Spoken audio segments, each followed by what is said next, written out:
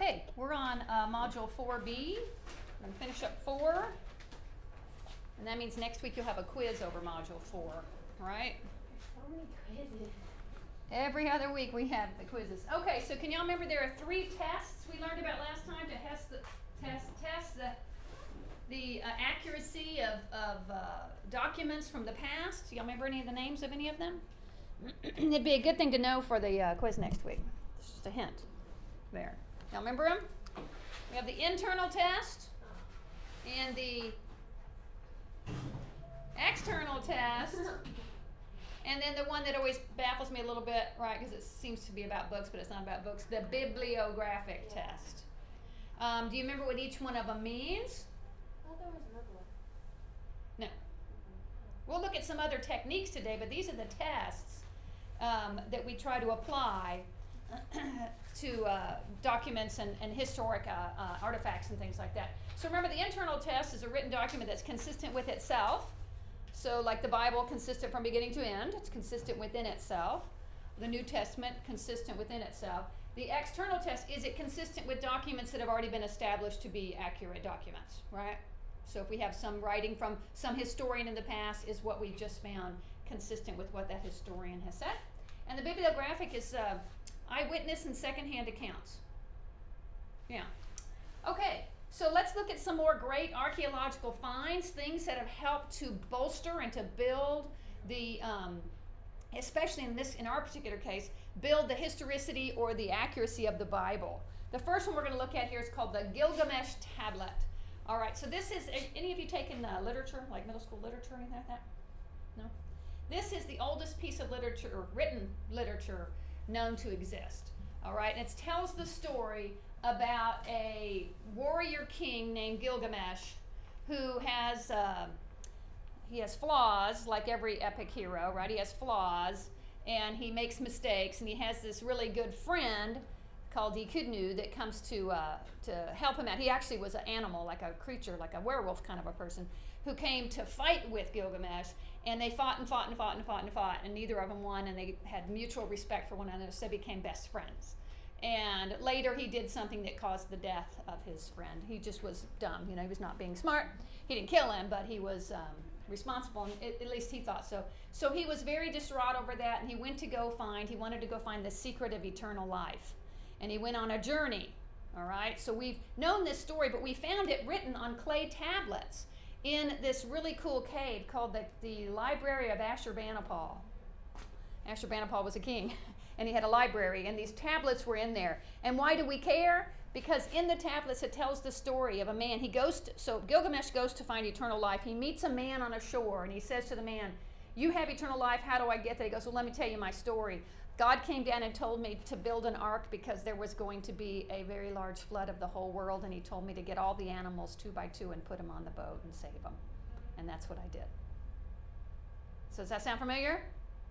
That's the Noah story, right? So there it is in our oldest piece of literature. We find in most of the cultures in the world, they have some sort of world flood story like that. And anyway, we found it probably in the 1800s. We found that thing right there. We have this thing called the Nabonidus cylinder. You can see it's written. Oh, I have a confession to make to y'all. Remember our little clay tablets? Okay. So I didn't read the instructions on that clay very well. It's not the kind of clay you bake. I put it in my oven and baked it, and it all just went brrr. So I ruined them. And I felt horrible. I thought it was Sculpey clay, you know, polymer clay, and apparently it's not. So I had left it in my boxes, and I checked it today, and the instruction part was the part we threw away. So I'm like, oh, so I don't even know if it's just regular clay. I have no idea what happened, but I apologize for that. Anyway, you can see what's written in here is that cuneiform, like y'all learned last week, right? And we can see on the Nabonidus cylinder, there are certain details on here that first references, and I'm going to show you the other one right here. This is another one that's similar to it, and it says this: "As for me, Nabonidus, king of Babylon, save me from sinning against your great Godhead, and grant me as a present a life long of days. And as for Belshazzar, the eldest son, my offspring, instill reverence for your great Godhead in his heart, and may he not commit any cultic mistake. May he be sated with life of plenitude." What's so important about this is that the biblical story that's found in the book of Daniel, when Daniel is told, do y'all know the story when the hand comes in the room? Like a hand enters the room, you know, it's just a hand, a disembodied hand. Comes into the room of this big party that's being thrown by the king of Babylon. His name is Belshazzar. And the hand comes in and writes on the wall. And it writes something on the wall. And what it writes is, you have been weighed in the balance and found wanting. It's one of the best cut downs in the history of the world. You've been weighed and you're not enough.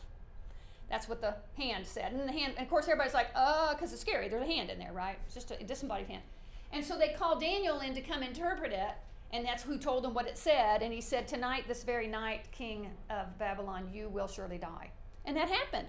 Because at the gates, unbeknownst to the king who's throwing a big fat party, is Cyrus the Great, who came and conquered all of Babylon at that time. But the deal was, nobody had heard of this Belshazzar person. All right? They said, no. The son of Nebuchadnezzar was a guy called Nabonidus. He would have been the next king of Babylon. So the biblical story is false. It can't be true. And then guess what? Lo and behold, we find this new archaeological find, the Nabonidus cylinders, and we find the actual name of Belshazzar, his son. So it turns out that Nabonidus went out on some religious retreats. He was kind of this religious guy. You can tell by his verbiage right here. And it's not the God that we know. It was a kind of a cultic thing, you know, the whatever the Babylonian gods were. And he left his son in charge. So now we know for a fact that the Bible actually is very accurate, all right? And there's more and more stuff being revealed that shows that. All right, so now, what about if we find artifacts that don't have any writing on them? Okay, so how do we use that? Have y'all ever heard of an archaeologist? Do y'all think you're interested in archaeology? Where you go dig up and find old stuff and try to make sense of it? I think it sounds pretty interesting, but you're going to hear about how it's very tedious. It's a very tedious job. You can see these people right here. They're in some sort of, I guess, a park or something. But look how they dug down, and they're looking for something. They found something that gives them an indication that there's an interesting archaeological event happening in this particular location. And you can see how there may be, see how they've squared out these areas. Everything has to be recorded very, very methodically, very meticulously. They have to make a grid mark like this with the squares. They have to say how big their square was, what they found in it, and, you know, when they found it, how deep was it, take pictures of it, maybe draw pictures of it, things like this. They use certain tools. You can see them working here. This looks like maybe a pump for maybe if there was water down there. They got the water out of there. Here's somebody working with some tools. Some of the tools they would use would be something like you use in your garden, right? Shovels, rakes. This is kind of a pointed axe hoe right there. We have handheld trowels right here, so when you get closer, you can reach in there and uncover some archaeological finds. Here is a toolkit with some even smaller tools. I want you to notice here the brushes. When they get down close to something, you'll see right here they use a little brush to brush away things. So they don't ruin anything. They don't want to be clunk, clunk, and then break, you know, some important archaeological find by using their tools too roughly. All right, so when they get down to the end, they'll brush it off like that. All right, so we have something called a known age. Is this in your book? A known age.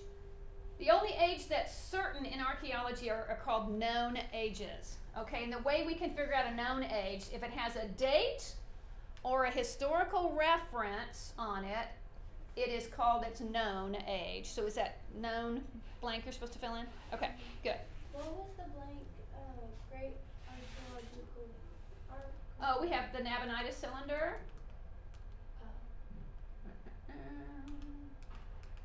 Nabonidus cylinder. And then, is there a big box for those things? Or just one blank? Okay, then wait, we'll get to each one of those. But if you want to start with Nabonidus cylinder, you can do that. But I have some really cool ones coming up. So Nabonidus, Nabonidus, which is written, of course. Written words, that is. Okay, I'm going to move forward again.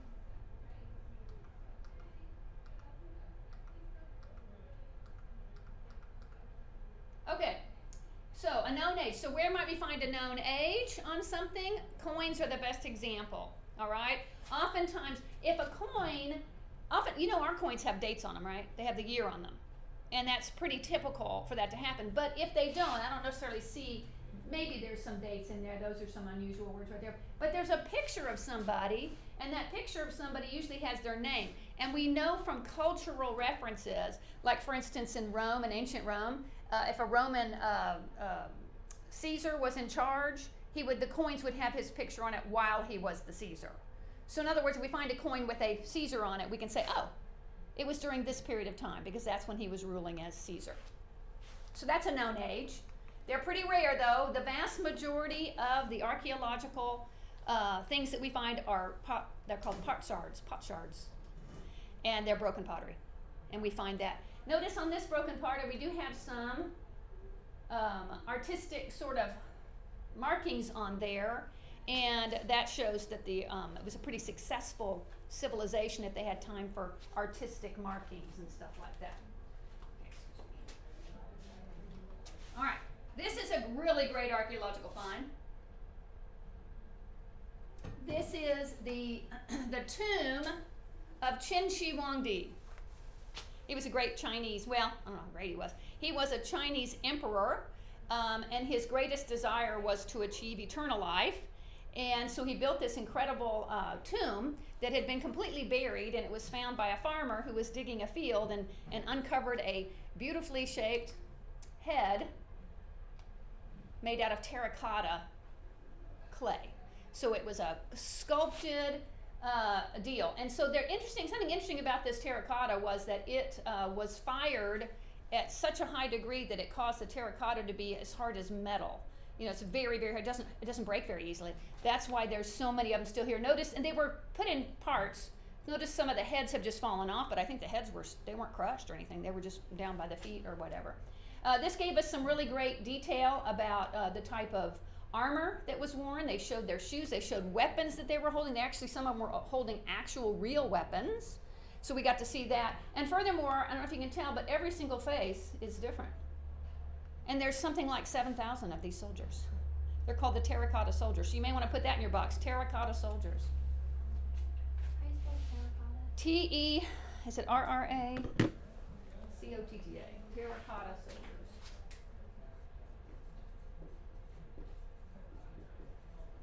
Oh, does that look right? I don't know. Terracotta, it's like Coda.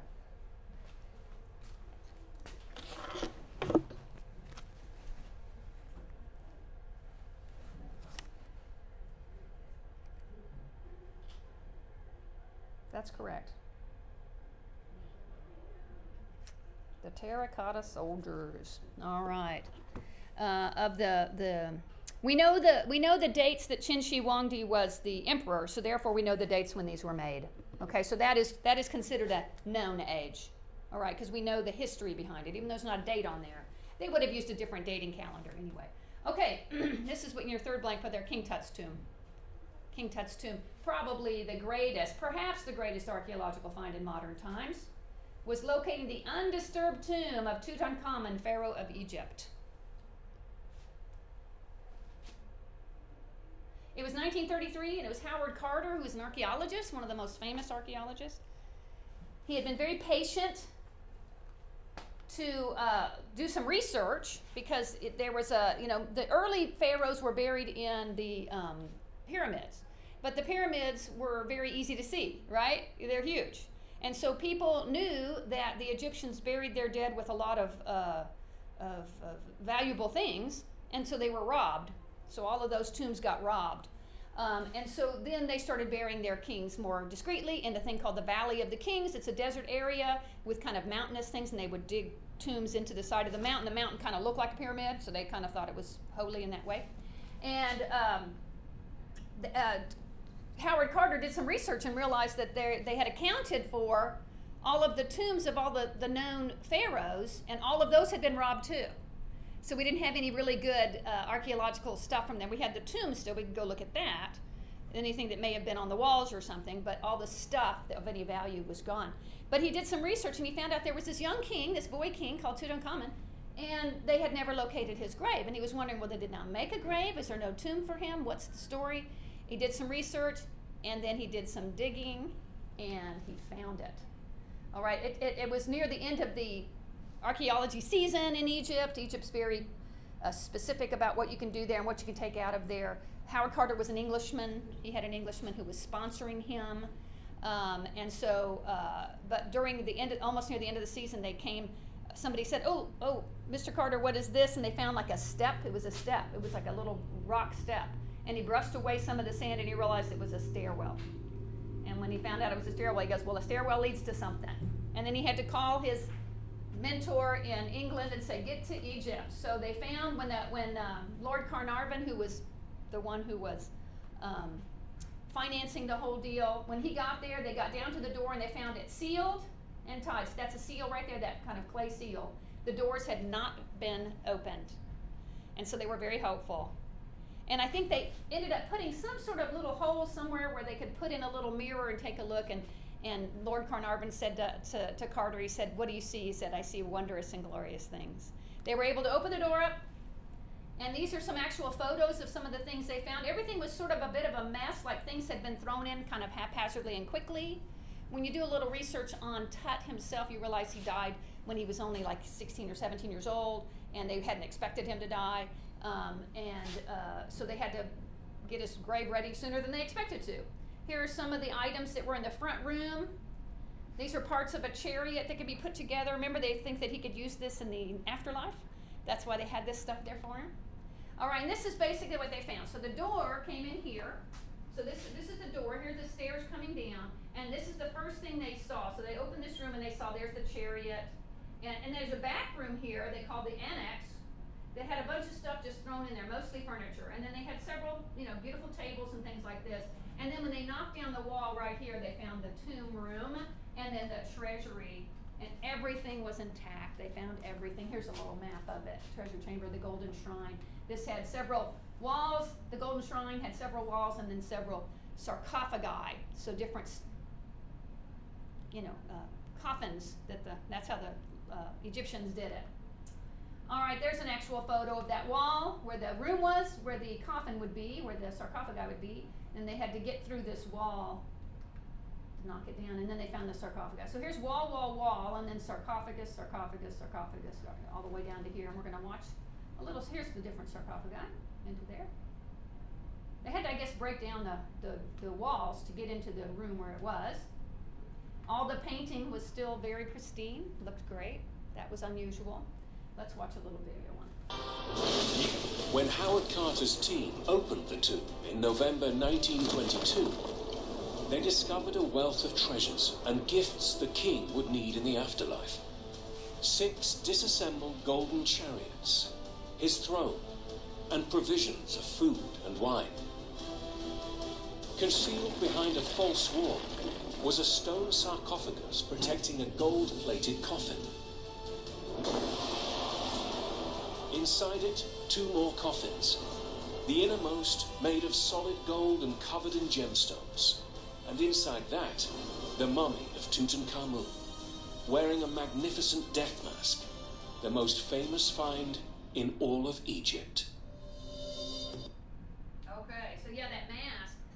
They used to send that mask around the world to be seen by other people at different museums and things like this, but when it came to America one time, somebody dropped it and put a little tiny dent in it. So now that mask cannot leave Egypt. So if you want to see the mask of Tutankhamun, you have to go to Egypt.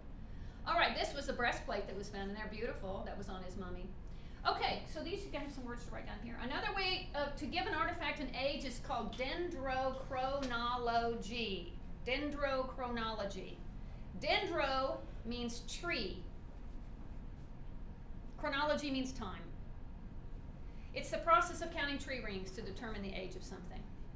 The age of a tree, and then we can use that to actually compare with artifacts that we find that happen to be made out of wood, or in an area that has a tree that happened to have, died at the time the people made something out of it, or it was destroyed at the time a city or something was destroyed, something like that.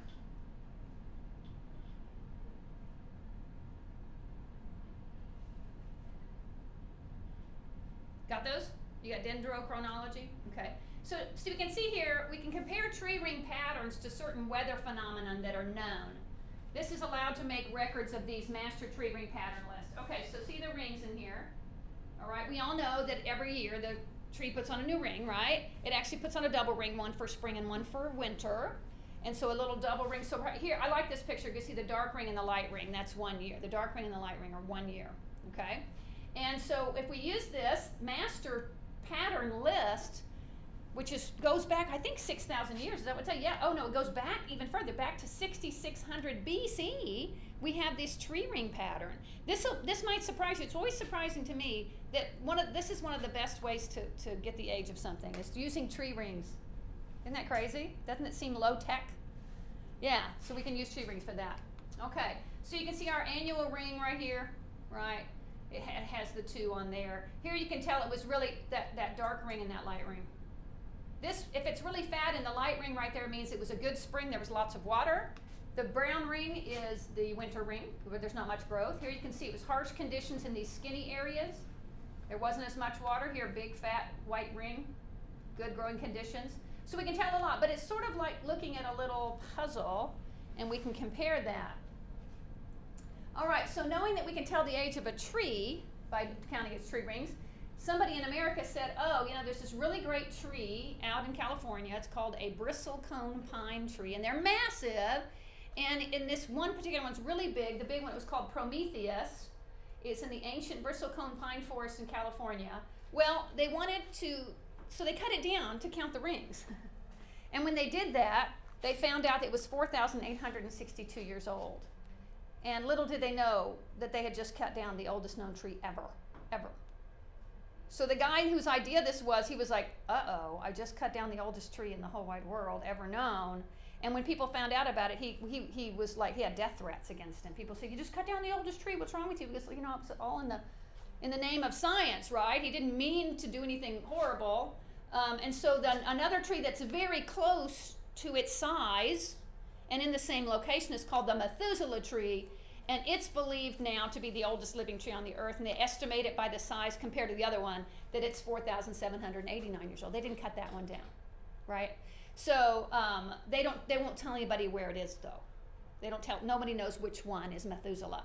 So nobody will go, you know, like in a terrorist way, cut it down. All right. So this is the tree that you can count. That's a little magnifying glass, and people can look here, and those are really, really, really thin rings right here. Here's a branch, the one in the front here. So it's got an unusual shaped, you can see from the picture, that's an unusually shaped trunk, yeah? So can you imagine counting that 4,000 whatever rings on that? Woo, it's a big job right there. All right, radiometric dating is another way of finding. You've probably heard of carbon dating, right? Another method of determining age is radiometric dating. It uses a radioactive process to determine the age of an artifact. So radiometric, this has to do with some elements are radioactive. That means they're naturally falling apart. They're unstable and they're falling apart.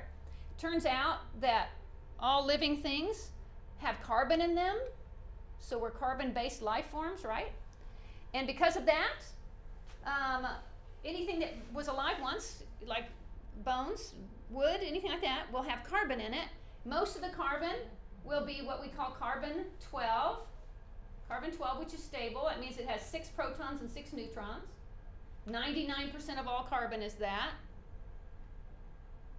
There's carbon-13, which has 6 protons and 7 neutrons. It's also stable. The other 0.99% are that. And then a very few of them, 0.01%, are carbon-14, which has 6 protons. It has to have 6 to be carbon. And it has 8 neutrons. And that makes it too unstable. It makes it too wonky, and it falls apart, and it falls apart naturally. And what it will do is it'll send out something called a beta particle. It'll shoot out a beta particle. And then when it shoots that beta particle out, let's just, for the lack of a better term, say that it glows. It glows. It shoots out like a little bullet, and it glows. So anything that was once alive, I can see how much of this is left. I can say, okay, here's a chunk of wood, and it weighs this much. It should have had this much carbon-14 in it, 0.1%, and let's see how much it doesn't have now. So that can tell me how old it might be, right? So here was our carbon-12, 13, and 14. All right, so the measurement of beta decay activity of a buried piece of wood, for instance. So we can see it beginning when it died at age 0, it had 100% of the carbon-14. Then it lost half of it in 5,730 years. Then it lost half of that in 5,730 years more. And then 5,730 years more, it had 12.5%. So I can get an age based on that. Okay? So there are several elements that are radioactive. These are the radioactive, well, the uranium lead dating is another way. So if we find something with uranium or lead in there, we can figure out how long it's been dead. Okay? But the truth is that the accuracy of it's a little iffy, and about 3,000 years is about how good the carbon dating goes back to. So if somebody tells you carbon dating shows that this fossil is 50 million years old, well, carbon dating's not that good. It's not that accurate. It can't really do it. All right, so let's look at something called an assigned age. When archaeologists give an age to an artifact based on dendrochronology or radiometric dating, in other words, not a known age, then we can give it an assigned age. Is that one of your blanks? Assigned age. Scientists often use relative ages of artifacts by comparing them. It's a big assumption here.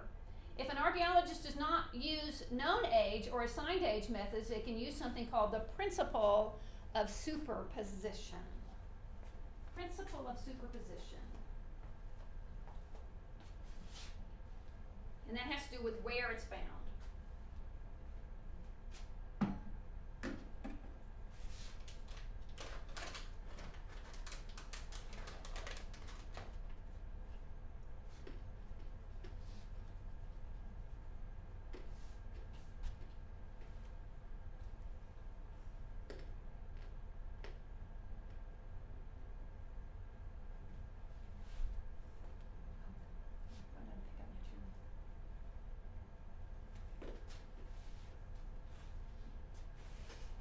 All right, we good? All right, the principle of superposition says that when artifacts are found in rock or earth, good morning, that is layered, the deeper the layer, the older the artifact. Because we're assuming now that something got buried and then something got buried later, so it's above it, and then something got buried after that, so it's above it. You get it? That's our superposition. So the upper position here, the upper layer is the youngest layer. The deeper you go are older and older layers, right? I will tell you that is an assumption. We've done some studies. We've had some actual geological events that have taken place that show that layers can form actually very quickly. I'll show you some of that here at the end. Let's watch a little video on this.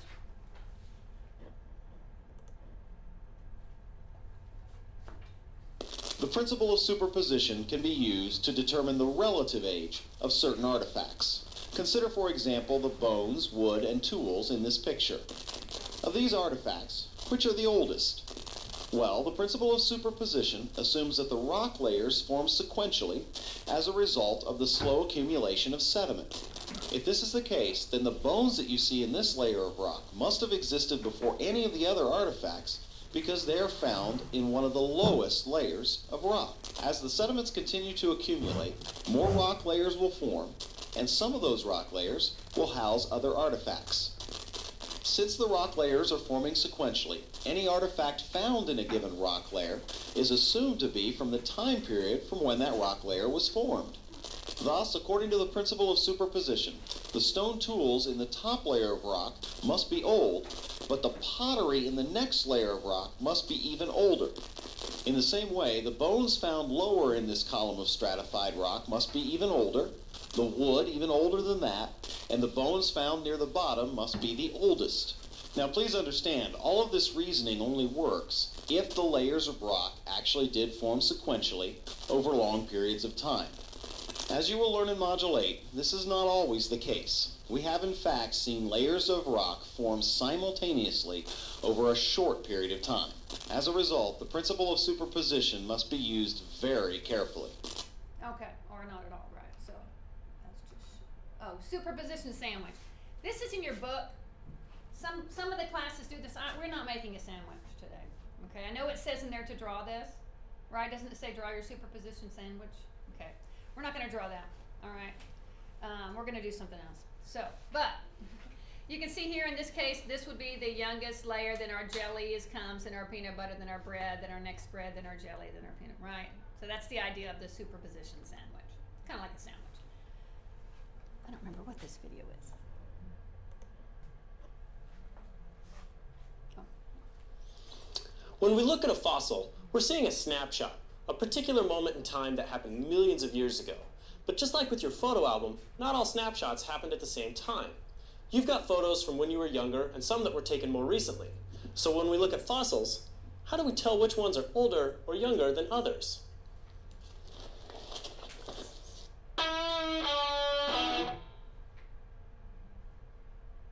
Do you see the layers of rock there? When we examine the stratigraphy, we're looking at those layers of rock and how they stack up with one another. The law of superposition says that the rocks at the bottom of the section are older than the rocks at the top. Similarly, any fossils buried deeper in the section are older than fossils we find higher up.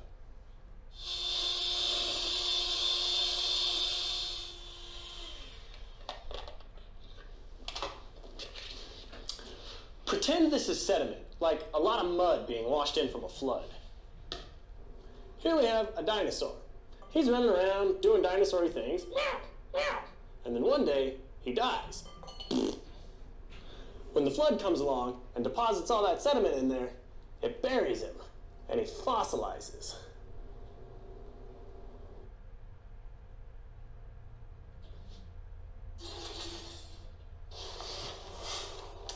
Here's another dinosaur. This one is alive and running around, while the first dinosaur is long since dead and buried. When this one dies, he gets buried by sediments that are deposited on top of the old ones.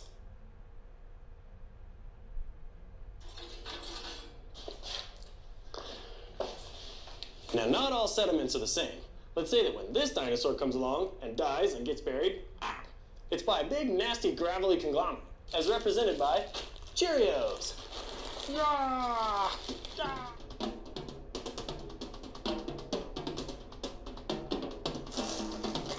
Boom!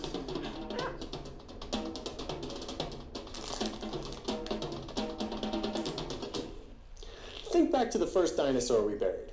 We buried him before all the others, so the layer he's in is all the way at the bottom. As time passed, more layers built up on top of the old ones. That's the law of superposition, and that's why the fossils and the rocks that we find lower in the section are older than the ones we find up at the top. All right, so but those assumptions were being made, right? So we're making those assumptions. They were laid down over time at different time periods. Okay, so what about these? Millions of years, question mark I have on there. This is something called a polystrate fossil. All right, so you see the layers in the rock? Okay, this is a fossilized tree going straight up and down through it. Okay, let me ask you a question. Let's say we have an event, causes a flood of water to come in and it hits, and the tree is standing up and it covers the tree about this high, okay? So just a little way up its trunk. So what will happen? The tree will die. What will happen to the top of the tree? It's going to rot away, yes? It's going to rot away. And so then how much, I mean, it seems like if it took 1,000,000 years for this next layer to come down, why is that tree? I think that's another one right over there. These are in America, by the way. In fact, here is the polystrate fossil. This is a model right here, but it's in the location where those are located. All right, so it says here, the polystrate fossil, meaning through many layers, represents the frustration and deception of evolutionary theory. This, by the way, is put out by a Christian group. Okay, so they have an agenda too, which is we think God made it. That's my agenda. I think God made it. Okay. Let's see. Represents frustration. And this is the exact mold from a fossil of such plants near. Oh, here it is, Cookeville, Tennessee. According to evolutionary theory, it took over 2 million years for this system to form. But according to the facts at hand, and the organic coal, plant, and sedimentary layers formed, it must have taken hours or days. All right, so pretty cool.